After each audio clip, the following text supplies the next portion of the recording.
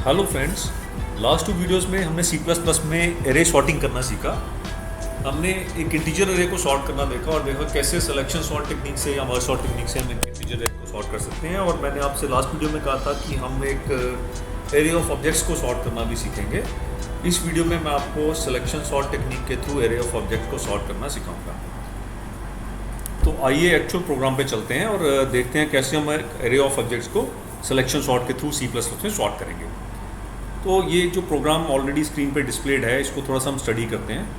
इसमें कुछ नए कॉन्सेप्ट्स भी आपको मैं यहीं पे प्रोग्राम रन करने से पहले आपको मैं अंडरस्टैंड भी करवाऊंगा कि क्या क्या हम कॉन्सेप्ट्स यहाँ पे यूज़ कर रहे हैं। तो सबसे पहले आप देख रहे हैं कि यहाँ पे हमने एक क्लास यूज़ की है विद द नेम स्टूडेंट।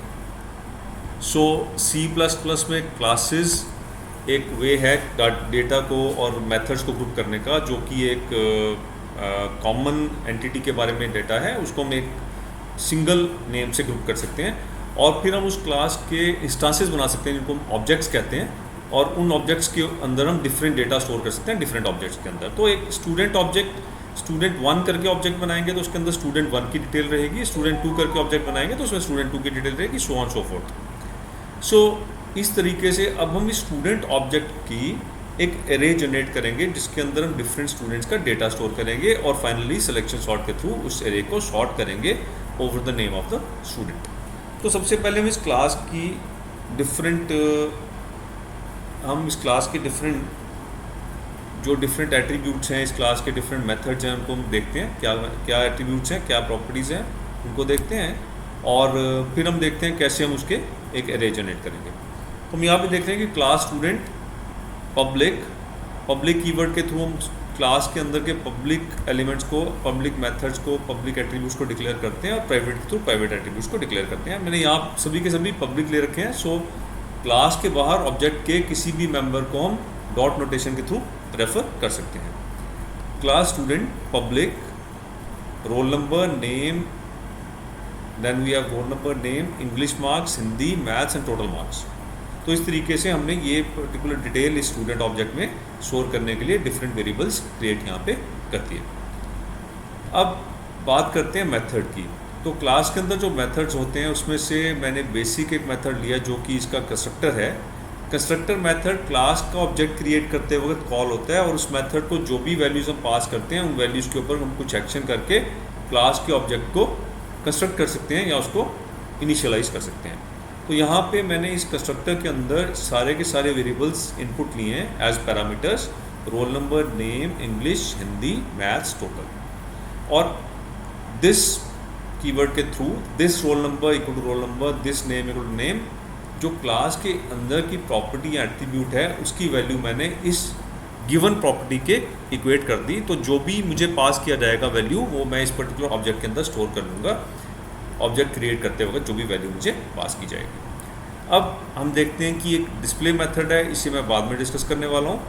और हम स्क्रॉल करके नीचे पहुँचे और वहाँ पे नीचे आप देखेंगे एक मेन मेथड है जो कि एक सी प्लस प्लस का प्रोग्राम का मेन मेथड है। उसके अंदर हमने कैसे इस स्टूडेंट क्लास को यूज़ करके एक एरे ऑफ ऑब्जेक्ट्स यहाँ पे क्रिएट किया।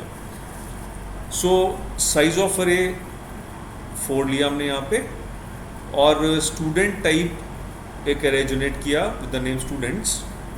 अब इस एरे का हर मेंबर, अगर हम इंट स्टूडेंट्स करते हैं तो एरे का हर मेंबर इंटीजर टाइप होता है। अगर हम स्टूडेंट्स करते हैं तो इस एरे का हर मेंबर जो है, हर एलिमेंट जो है वो स्टूडेंट क्लास का ऑब्जेक्ट होगा। तो यहाँ हम देख रहे हैं कि हमने स्टूडेंट्स इक्वल टू एरे को यहाँ पे इनिशियलाइज भी कर दिया डिक्लेयर करते ही। स्टूडेंट कुछ वैल्यूज़ पास की, 1 पंकज, 95, 99, 92, 286। सो यहाँ पे जो एफ सफिक्स है वो डिनोट करता है कि ये जो वैल्यू है वो फ्लोट वैल्यू है। और इसी तरह से स्टूडेंट 2, स्टूडेंट 3 और स्टूडेंट 4। अब आप यहाँ पे देख रहे हैं कि मैंने ये ऑब्जेक्ट क्रिएट करते वक्त ऑब्जेक्ट का क्लास का कंस्ट्रक्टर कॉल किया और उस कंस्ट्रक्टर को मैंने सारी वैल्यूज़ पास की। सो अब ये स्टूडेंट एरे के जो 4 एलिमेंट्स हैं, पहले एलिमेंट की वैल्यू क्या रहेगी, वो एक स्टूडेंट ऑब्जेक्ट है जिसकी अंदर वैल्यूज़ क्या स्टोर्ड है, 1 पंकज, 95, 99, 92, 286। सेकंड जो एलिमेंट है एरे का वो एक स्टूडेंट ऑब्जेक्ट है जिसके अंदर वैल्यूज़ हैं 2 सुनील, 90, 92, 272, सो ऑन। और वैल्यू को एक्सेस करने के लिए हम डॉट नोटेशन यूज़ करके roll number, English, Hindi, maths, total के थ्रू, वेरिएबल नेम्स के थ्रू वैल्यू को एक्सेस कर सकते हैं। इसके बाद नेक्स्ट मेरा स्टेप है कि मैंने यहाँ पे array before sorting display function call किया, जिसको स्टूडेंट एरे पास की along with the size of the array. अब डिस्प्ले फंक्शन स्टडी करते हैं। डिस्प्ले फंक्शन क्या करता है, एरे को एज इट इज़ डिस्प्ले कर देता है। एरे जो भी करंट स्टेटस है एरे का, जैसा भी एरे है उसको एज ए पैरामीटर एक्सेप्ट करता है, उसके साइज को एज ए पैरामीटर एक्सेप्ट करता है और लूप थ्रू करके इसके सारे मेंबर्स को डिस्प्ले कर देता है। तो हम डिस्प्ले मेथड को स्टडी करते हैं। डिस्प्ले मेथड का टास्क क्या है वो हम देखते हैं। तो डिस्प्ले मेथड लाइन नंबर 25 पे हम देख रहे हैं कि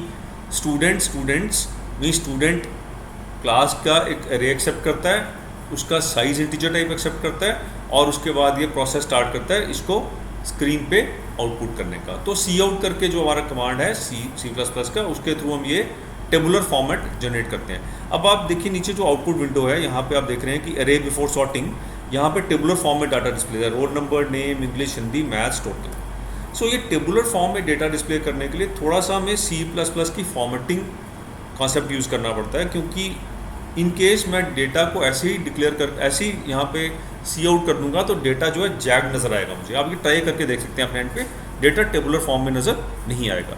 अब क्योंकि टेबुलर फॉर्म में डेटा को समझना भी, इंटरप्रेट करना भी ईजी होता है, इसलिए टेबुलर फॉर्म में हम यहाँ पे डेटा डिस्प्ले करेंगे और इसके लिए हम सी प्लस प्लस के फॉर्मेटिंग फंक्शन को यूज़ करेंगे।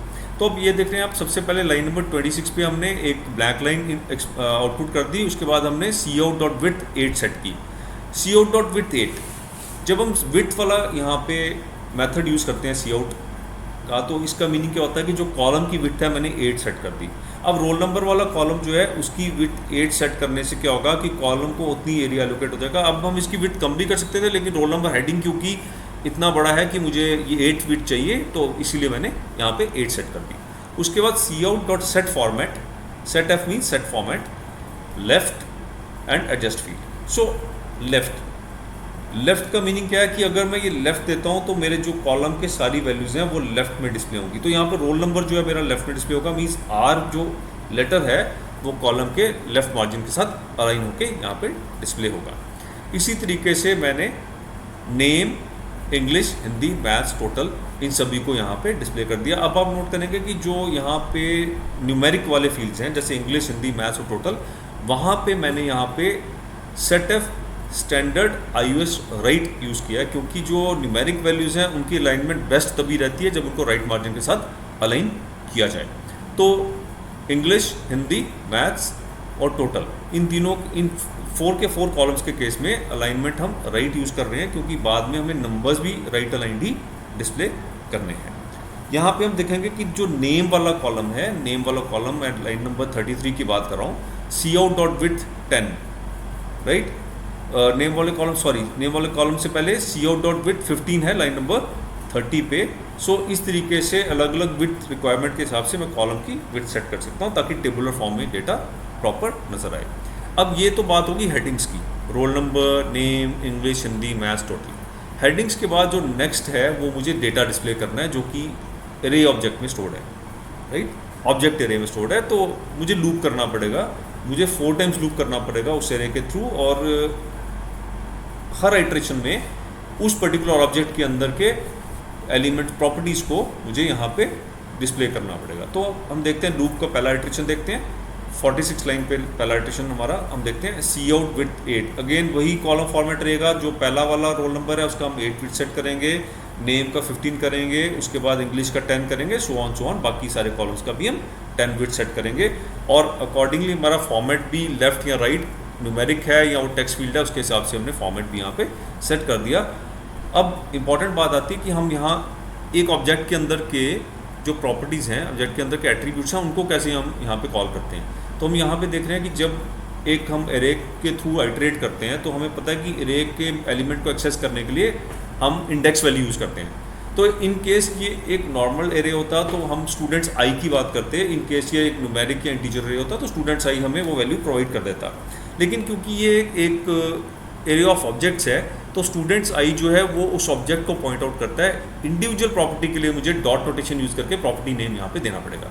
फॉर एग्जांपल लाइन नंबर 49 पे हम देखते हैं C out students I dot roll number, जिससे कि रोल नंबर प्रॉपर्टी को मैं एक्सेस कर सकता हूँ और उस प्रॉपर्टी को मैं डिस्प्ले कर रहा हूँ स्क्रीन पे। सिमिलरली इसी पैटर्न पे स्टूडेंट्स आई डॉट नेम, फिर अगले वाले लाइन नंबर 55 पे आते हैं। यहाँ थोड़ा सा वेरिएशन हम देख रहे हैं, यहाँ पे फिक्स फ्लोट करके एक मेथड यूज़ किया गया है, fix float student I dot English. Fix float method का पर्पस क्या है, जो स्टूडेंट आई डॉट इंग्लिश में फ्लोट वैल्यू स्टोर्ड है, अगिन केस मैं उसको यहाँ पे प्रिसीजन सेट नहीं करता तो ये ज़्यादा डेसिमल प्लेसेस दिखाएगा मुझे, जो कि एक कंपाइलर पे डिपेंड करते हैं। मुझे एक नंबर 2 डेसिमल प्लेसेस चाहिए, तो उसके लिए मैंने क्या किया कि प्री प्रोसेसर में डिफाइन कर दिया फंक्शन फिक्स फ्लोट, जो कि इस पर्टिकुलर वैल्यू को एक्सेप्ट करेगा और इसकी प्रिसीजन 2 सेट कर देगा, मीन्स 2 डेसिमल प्लेसेस तक ही ये वैल्यू मुझे डिस्प्ले करेगा। इसी तरीके से मैंने हिंदी, मैथ्स और टोटल को भी फिक्स फ्लोट मेथड यूज़ करके 2 प्रिसीजन सेट करके डिस्प्ले कर दिया और लास्ट में एक ब्लैक लाइन एंड लाइन करके मैंने यहाँ पे आउटपुट कर दी। सो ये है डिस्प्ले मेथड का काम। अब हम रिटर्न करते हैं मेन मेथड पे, जहाँ पे हमने डिस्प्ले करने के बाद एरे बिफोर सॉर्टिंग हमने डिस्प्ले कर दिया, उसके बाद हमने एक डिफरेंट मेथड कॉल किया selection sort students comma size. इस पर्टिकुलर मेथड को selection sort students comma size को मैंने array of object students pass किया और साइज ऑफ द एरे पास किया। इन केस आपको मेरे previous lecture mean selection sort वाले लेक्चर का इन केस आपको क्लैरिफिकेशन चाहिए तो आप वो मेरा लेक्चर यूट्यूब पे देख सकते हैं। उस लेक्चर में मैंने सिलेक्शन सॉर्ट मेथड को पूरा डिटेल में एक्सप्लेन किया है। तो यहाँ पे क्या सिलेक्शन सॉर्ट मेथड को जब मैं एरे ऑफ ऑब्जेक्ट्स पास कर दूंगा अलॉन्ग विद द साइज, तो सिलेक्शन सॉर्ट मेथड क्या करेगा, ये लूप थ्रू करेगा इस एरे ऑफ ऑब्जेक्ट्स के थ्रू, और इस लूप में ये स्टूडेंट्स के नेम प्रॉपर्टी को चेक करेगा और इन केस कहीं भी इसको डिफरेंशियल दिखेगा तो स्वैपिंग करके फाइनली ये इस एरे को सॉर्ट कर देगा। सॉर्ट करने के बाद मेरा जो एरे है अल्फ़ाबेटिकली ऑर्डर में अरेंज हो जाएगा, मींस कि जब पहले मेरा एरे बिफोर सॉर्टिंग दिख रहा है मुझे यहाँ पे आउटपुट स्क्रीन में देखें पंकज, सुनील, अनिल और मोहन, तो एरे आफ्टर सॉर्टिंग मुझे अनिल, मोहन, पंकज और सुनील यहाँ पे मिलेंगे। अब यहाँ पे बात यह है कि आपको एक चीज़ बड़ी ध्यान से देखनी है कि यहाँ पे आप देख रहे हैं कि पंकज के साथ साथ उसके मार्क्स भी सारे के सारे साथ में मूव करेंगे, मीन्स मैं पूरा का पूरा ऑब्जेक्ट ही स्वैप कर रहा हूँ, ना कि सिर्फ नेम। सो इन केस आप स्वैप वाले आउटपुट में देखते हैं तो पंकज के साथ उसके एसोसिएटेड मार्क्स भी हैं 95, 99, 92 to 86। सो इसी तरीके से हर पर्टिकुलर स्टूडेंट के एसोसिएटेड मार्क्स उसके साथ ही मूव करेंगे, पूरा स्टूडेंट ऑब्जेक्ट ही स्वैप हो रहा है, ना कि उसका नाम। सो सिलेक्शन सॉर्ट का जो ये फंक्शन है इसको आप यहाँ पे देख सकते हैं और इसको अंडरस्टैंड करने के लिए आप मेरा प्रीवियस वीडियो देख सकते हैं। तो यहाँ पे सिलेक्शन सॉर्ट जो स्वैप फंक्शन को कॉल करता है इंटरनली, और जब ये लूप पूरी रन कर जाती है तो मेरा पूरा का पूरा एरे ऑफ ऑब्जेक्ट्स सॉर्ट होके मुझे मिल जाएगा। अब इस सॉर्टेड एरे ऑफ ऑब्जेक्ट्स को डिस्प्ले करने के लिए मैं फिर से वही डिस्प्ले फंक्शन कॉल करता हूँ और उसको स्टूडेंट्स एरे पास कर देता हूँ। अब ये जो एरे है ये सॉर्टेड वाला एरे है, जब ये एरे डिस्प्ले होगा तो मेरा पूरा पूरा डेटा सॉर्टेड ऑर्डर में मुझे यहाँ पे नज़र आएगा। तो फ्रेंड्स ये था कैसे हम एक एरे ऑफ ऑब्जेक्ट्स को सॉर्ट करते हैं सिलेक्शन सॉर्ट मेथड यूज़ करके। अब आपको थोड़ा सा ब्रेनस्टॉर्मिंग करने के लिए मैं थोड़ा सा टास्क देता हूँ। मैंने यहाँ पे इस पर्टिकुलर एरे ऑफ ऑब्जेक्ट को स्टूडेंट नेम पे सॉर्ट किया। मैं आपको एक टास्क देता हूँ, होम टास्क देता हूँ कि मैं कहता हूँ कि मुझे स्टूडेंट नेम नहीं, स्टूडेंट के इंग्लिश के मार्क्स के ऊपर सॉर्ट करना है, या मैथ्स के मार्क्स के ऊपर सॉर्ट करना है, या हिंदी के मार्क्स के ऊपर सॉर्ट करना है, या टोटल मार्क्स के ऊपर सॉर्ट करना है। कहने का मतलब ये कि मैं आपसे ही क्वेरी करता हूँ कि मुझे सबसे ज़्यादा इंग्लिश के मार्क्स वाले स्टूडेंट के नाम सबसे ऊपर चाहिए और फिर सो ऑन रिवर्स ऑर्डर में चाहिए। तो सॉर्टिंग मुझे इस तरीके से चाहिए कि top scorer in English marks top पे, और फिर उसके नेक्स्ट स्कोरर सो ऑन। यही चीज़ मैं हिंदी में चाहता हूँ, या मैथ्स में चाहता हूँ, या टोटल में चाहता हूँ। तो आप क्या ये कर सकते हैं, try this out. In case आप ये कर लेते हैं तो बहुत बढ़िया, आपने सिलेक्शन सॉर्ट या C++ सॉर्टिंग में एक स्टेप आगे मूव करके आप। इन केस आप ये नहीं भी कर पाते तो कोई ऐसा सोचने की बात नहीं, क्योंकि मैं आपको आने वाले एक मिनी प्रोजेक्ट में ये करवाने वाला हूँ जिसके अंदर हम एक फ़ाइल से ये स्टूडेंट डाटा रीड करेंगे और यूज़र को ऑप्शन देंगे वो स्टूडेंट के नेम पे सॉर्टिंग चाहता है या स्टूडेंट के किसी एक पर्टिकुलर मार्क्स के ऊपर सॉर्टिंग चाहता है, ओवरऑल मार्क्स के ऊपर सॉर्टिंग चाहता है। तो ये ऑप्शंस देख के हम ये सीखेंगे कैसे हम डिफरेंट कॉलम्स डिफरेंट प्रॉपर्टीज़ के ऊपर सॉर्ट कर सकते हैं एरे ऑफ ऑब्जेक्ट्स को। तो फ्रेंड्स, आपको ये वीडियो अच्छा लगा तो लाइक बटन हिट ज़रूर करें, चैनल को सब्सक्राइब करें ताकि आपको फ्यूचर वीडियो अपडेट्स मिलते रहें, और हमारे साथ जुड़े रहें ताकि आप कोडिंग के नए कॉन्सेप्ट्स सीख सकें। Thank you friends.